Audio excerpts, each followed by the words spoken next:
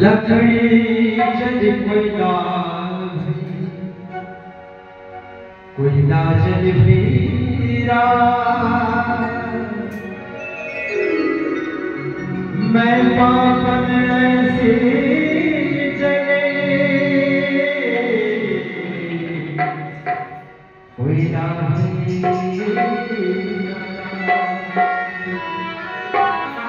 बिन मेहंदी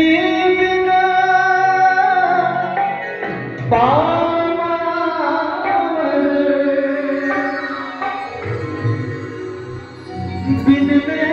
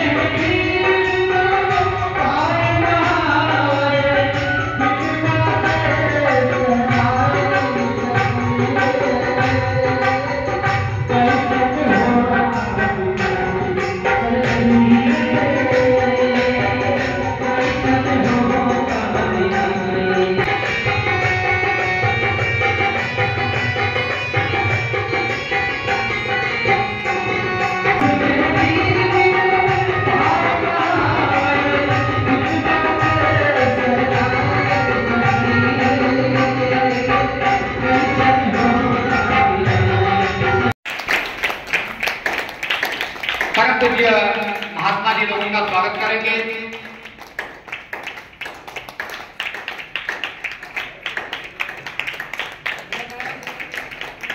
अब महात्मा चंद्रधाना जी का रामचंद्र जी एवं अक्रम सिंह जी के नाम लिए जाए, आप लोग आए और माल्यार्पण के स्वागत करें। शांति सिंह जी अब अपूर्णांजलि ज्योतिबाई और आपके बीच में एक छोटी सी भजन होगी, इसके बाद परम पूज्य मोदिता बाई जी के आप विचार सुनेंगे।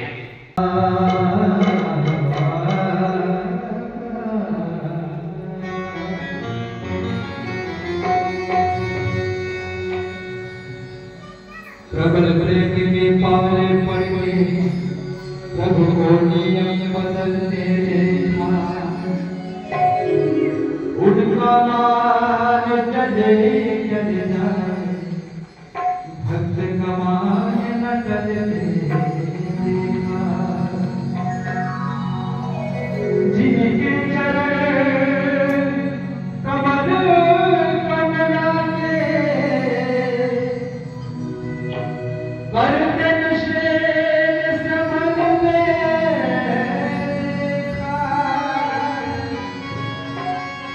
उनको गान संग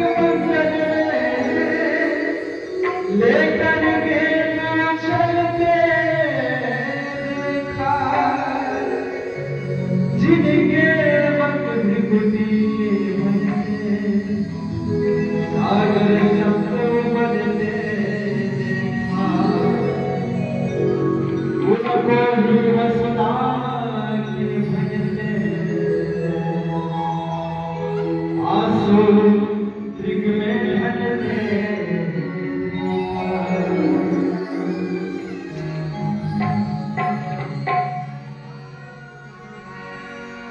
सुंदर शरीर पाके सुंदर शरीर पाके सुंदर शरीर पाके भक्ति ना भूल जाना, सुंदर शरीर पाके भक्ति ना भूल जाना, सुंदर शरीर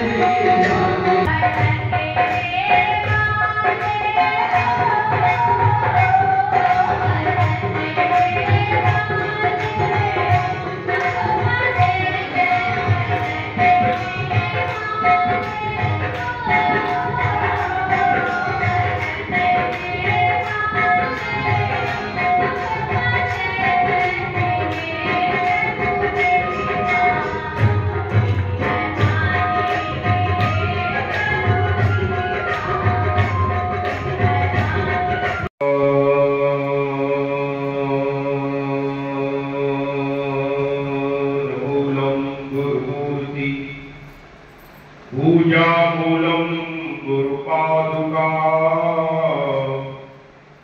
मंत्रमूलम गुरुवाक्यम मोक्षमूलम गुरुकृपा गुरुर्ब्रह्मा गुरुर्विष्णु गुरुर्देवो महेश्वरा गुरु साक्षात् परब्रह्म तस्मै श्री गुरुवे नमः। वेदाहमेकं पुरुषं महान्तं आदित्यवर्णं तं सापरस्तात् तमेव विदित्वा इति मृत्युमेति नान्यः पन्था विद्यते यणाय। मूकं करोति वाचालं पङ्गुं लङ्घयते गिरिं यत्कृपातमहं वन्दे परमानन्दमाधवम्। वन्दे पूर्वयं नित्यं गुरुं शङ्कररूपिणं यमाश्रितो हिमग्रोऽपि चन्द्रः सर्वत्र वन्द्यते। ब्रह्मानन्दं परम सुखदं केवलं ज्ञानमूर्तिं द्वन्द्वातीतं गगनसदृशं तत्त्वमस्यादिलक्ष्यम्। एकं नित्यं केवलमखिलं सर्वधी साक्षिभूतं भावातीतं त्रिगुणरहितं सद्गुरुं तं नमामि। अज्ञानतिमिरान्धस्य ज्ञानाञ्जनशलाकया चक्षुरुन्मीलितं येन तस्मै श्रीगुरुवे नमः। सर्वमङ्गलमाङ्गल्येषु शिवे सर्वार्थसाधिके शरण्ये त्र्यम्बके गौरी नारायणी नमोस्तुते। गौरी नारायणी नमोस्तुते। प्रेम से बोलिए श्री शंकरदेव महाराज की जय। हमारे पिछले पापों के कारण हमको भगवान की चर्चा अच्छी नहीं लगती। चलो दूर दूर के लोग नहीं आए, लेकिन पड़ोस पड़ोस के गांव के लोगों को जाना चाहिए था। या राय साहब ने इतनी व्यवस्था की, ये सब आप लोगों के लिए की, लेकिन आदमी को भगवान की चर्चा अच्छी नहीं लगती। क्यों? क्योंकि आदमी के पाप बढ़े हुए हैं। लेकिन विचार करने लगे, 84 लाख की जेल में डाले जाओगे, आपकी नाक में क्या डाली जाएगी? नाक में जो नाक डाली जाएगी और ऊपर से बोझा ढोने के लिए बुक्की जोड़ दी जाएगी आपके गर्दन के ऊपर। ऊंट बनोगे, गधे बनोगे तो बोझ लादा जाएगा। कोई खाने के लिए नहीं पूछेगा, जो गधा होगा ना, गधे का जो पानी ढोता है वो खाने के लिए पूछता, उसको डाल देता है, बोझा ढोता है, खाता है, खाने में सूखी सब्जी घास खा करके अपना काम चलाता है। ये मनुष्य का शरीर हमारे लिए बड़ा मौका है। ये सृष्टि का सरताज है और ये मोक्ष का दरवाजा है। मोक्ष के दरवाजे पे आकर के मोक्ष में प्रवेश नहीं किया, भगवान की प्राप्ति नहीं की, पर दोबारा से आपको 84 लाख की जेल में डाला जाएगा। वहां से फिर कोई आपको छुड़ाने वाला नहीं है। यमराज के डंडे वहां पड़ेंगे और फिर कोई बचाएगा नहीं वहां आपको। ये बचने का मौका है। कि मनुष्य का शरीर 84 लाख से बचने का मौका है, इसलिए बचो। इसीलिए हमने देखा बहुत सारी जगहों पर कोई यहां पर इज्तिमा होता तो बहुत भीड़ होती। क्या होता? इज्तिमा होगा तो बहुत भीड़ होती। इज्तिमा को जानते हो? अभी हम रास्ते में आ रहे थे, कुशीनगर गए थे, रास्ते में एक इज्तिमा हो रहा था। वहां पर इतने सारे लोग बैठे हुए थे, अपने धर्म के प्रति, अपने मजहब के प्रति इतना उनका सरेंडर है, समर्पण है लेकिन हिंदुओं का अपने धर्म के प्रति कोई समर्पण नहीं है। इसी वजह से योगी को कहना पड़ा, बटोगे तो कटोगे, पटोगे तो घटोगे, और घटोगे तो फिर कटोगे। तो घटे घटे रहोगे तो आपको कोई भी काट देगा, अलग अलग करके कोई भी आपको काट सकता है। लगातार कई दिनों से ऐसा भाग रहे थे, सूचनाएं दे रहे थे, कार्ड बांध रहे थे, कोई आसपास गांव बहुत सारे कार्ड बांधे गए होंगे। लेकिन आदमी ये सोचता है वहां जाके क्या करेंगे? अरे भगवान की, परमात्मा की, ईश्वर की चर्चा हो, लेकिन यहाँ एक अलग प्रकार की बात की जाती है। यहाँ पर उस परमात्मा तत्व को, सनातन धर्म को जानने की बात की जाती है, सनातन तत्व को समझने की, उसके साक्षात्कार की बात की जाती है। तो आदमी सोचता है कि इस कलयुग में साक्षात्कार कैसे हो सकता है? तो साक्षात्कार विशेषकर कलयुग में ही होता है। चारों युगों में वैसे तो परमात्मा, उसका ज्ञान हमेशा रहता है, चहुयुग चहुश्रुति नाम प्रभाव, और कली विशेष नहीं अनुभव। वैसे तो नाम का प्रताप चारों युगों में रहता है, लेकिन कहा है कि कलयुग के अंदर जो है उसका विशेष प्रभाव रहेगा, और केवल मात्र नाम के जपने से जीव संसार सागर से पार हो सकता है। देखो नाम क्या है, उस नाम को हमें समझना पड़ेगा। वैसे तो बहुत सारे संसार में नाम लेते हैं, दुनिया के बहुत सारे नामों को लेते हैं, लेकिन कोटि नाम संसार में ताते मुक्ति न होए, और आदि नाम जो गुप्त जब दूसरे बिरला कोई।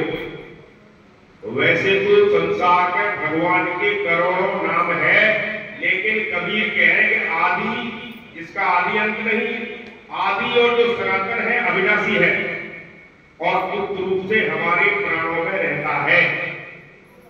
उस नाम से हमारा कल्याण होगा, उस नाम को हमें जानना होगा जो हमारे प्राणों को पंप कर रहा है। क्या कर रहा है? वो नाम हमारे प्राणों की पंपिंग कर रहा है, और जिस दिन वो पंपिंग बंद हो गई तो हमारी जंपिंग बंद हो जाएगी। जिस दिन वो पंपिंग बंद हो गई तो हमारी जंपिंग जो उछल कूद चल रही है संसार में, वो उछल कूद सारी बंद हो जाएगी। वो नाम आदि और अंत उसका नहीं है, उसको सनातन भी कहते हैं, सनातन धर्म भी उसके कहते हैं, क्योंकि उस सनातन ने ही सारी सृष्टि को धारण कर रखा है, और वो हमारे प्राणों को भी धारण करता है। उस नाम के जानने से तेरा कल्याण होगा। बाकी तो संसार में चाहे कुछ भी करता है, उसका कोई मूल्य नहीं है।